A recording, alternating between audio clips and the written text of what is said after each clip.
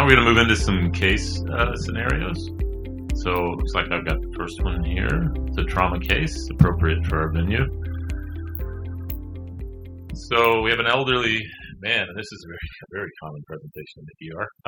Presents to the ED at the fall, 84-year-old, history of coronary artery disease and atrial fibrillation, so your bells are going off with the AFib, right? Fell down a flight of 8 stairs just prior to arrival. Count the stairs. There are actually 8 in that picture, but that's not actually him, unfortunately. He was brought in by EMS, backboard and collar. Doesn't know why he fell, but reports 4 prior falls in the past week. So he's kind of a frail, older guy with that medical history. He's awake and protecting his airway. Breathing is spontaneous, slightly labored. He's splinting a little on the left, some tenderness on the left, but his SAT's okay. Just on a nasal cannula that EMS put on him. He's tachycardic to 150 with an irregular rhythm. His blood pressure is fine. His pulses are good. His cap refill is fine.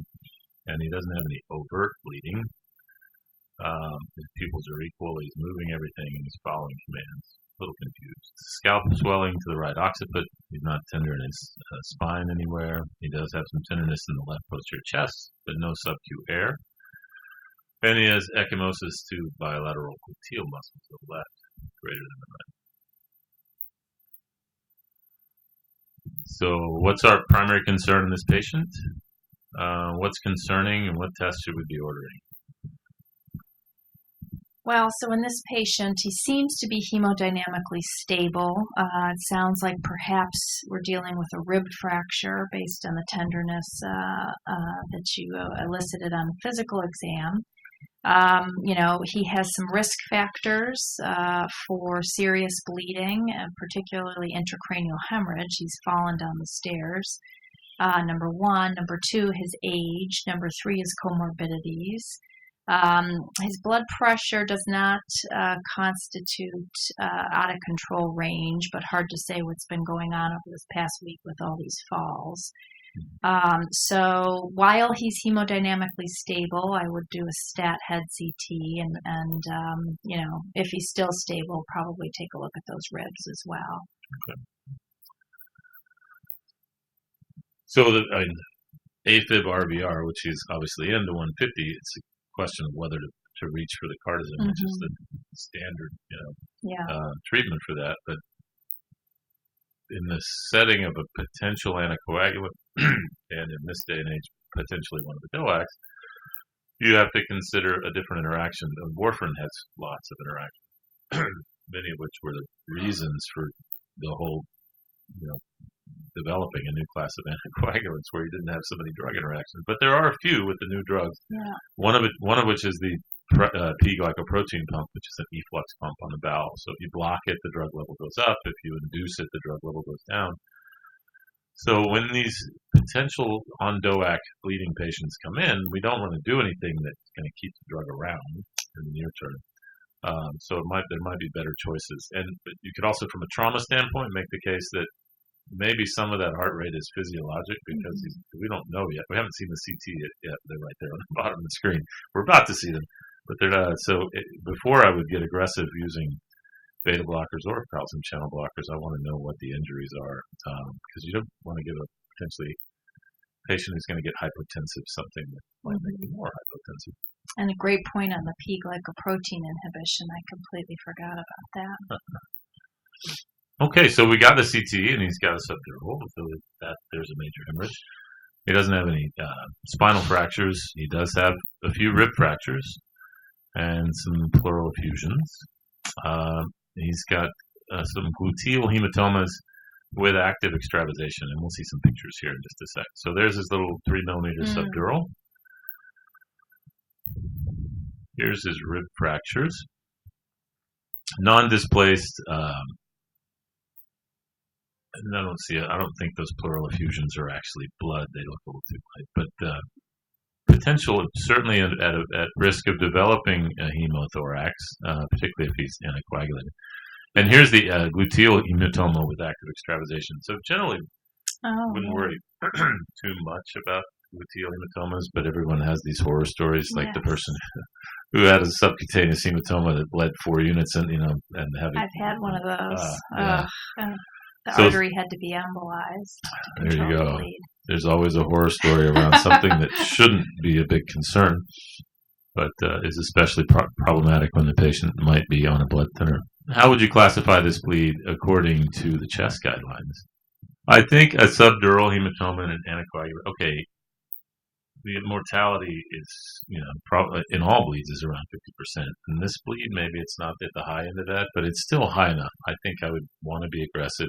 And then you add on top of it the potential for an 84-year-old guy to develop a hemothorax. Yeah. And then you add on top of it that you might end up with a buttocks cheek full of blood as well. So for me, this is a life-threatening bleed, even though he's hemodynamically stable right now. What do you think? Moment. Yeah, I think that's a good point. I think you are also trying to assess what's going to happen in the next 10 to 12 hours. Yeah. So all we have is a snapshot of what we've got right now. But if there's anticoagulation still on board, we all know a subdural could definitely change. And then he's got the other areas of risk. Right. So what do you do? So in the setting of this ICH, and we've decided it's a life-threatening hemorrhage, but the tests are not back, what should we do? So I realized going through these slides that we haven't actually told anyone what anticoagulant he's on yet. So here's the normal or relatively normal hemoglobin, normal chemistries, a PT that's elevated, and if you're looking at anti-10A level, the work has not been done. This is like a heparin assay. The work hasn't been done to correlate these with levels. But again, it can give you a sense. So a 1.4 is an anticoagulated patient. Yeah, that's a pretty high anti-10A level. So it's just another thing that can give you a hint as to their anticoagulation status, along with the PT. And it probably is more useful in the apixaban patient, where the PT is less reliable, even as a qualitative measure. And then, of course, his wife arrives and says, he took his rivaroxaban with dinner, so now we have time too. So we've got 3 sort of surrogates that tell us he's anticoagulated. So you're all right. We should definitely start andexanet. And it's been greater than 7 hours since his last rivaroxaban dose. So he gets the low dose of andexanet, the 400 milligram bolus, and an infusion of 480 milligrams. And here's his CT 12 hours after the end of infusion of andexanet, and basically an unchanged subdural hematoma. So here's a big question. So now that we've reversed this patient, we've turned off their anticoagulant, and I don't want to bias you too much, but they were on an anticoagulant for a reason, right? So either they had a stroke risk or they had a VTE risk. So if you decided you wanted to restart this patient or any patient with, say, a traumatic injury that might include an ICH, when would you restart them? Oh, this is a tough one. The patients had multiple falls in the past week. So I think from a safety point of view, a history of falls should not be a reason not to anticoagulate a high-risk patient with atrial fibrillation. And the data suggests he's at a very high risk of developing now a thrombotic event, not necessarily because of the reversal agent, but because of, having been in the situation he was just in. So I'd have to agree. I was going to say 10 days. Okay.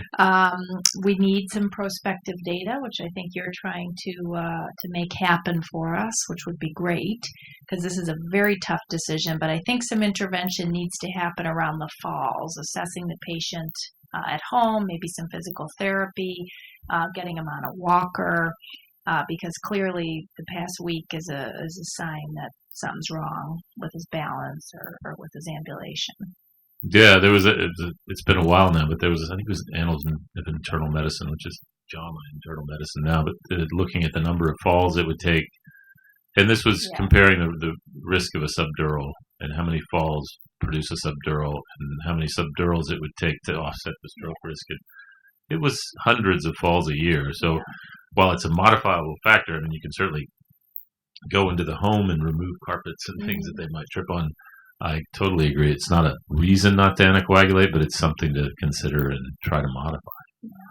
And in terms of when to restart anticoagulation after major hemorrhage, I think there's becoming more and more agreement that you should, and the timing is still in question. And we're hoping to put together a randomized trial to to answer that question. There's probably one set of guidelines times that you would use in, say, a GI bleed, and then another in the setting of intracranial hemorrhage, where the consequences of rebleeding is a little more serious than a rebleed in the GI tract.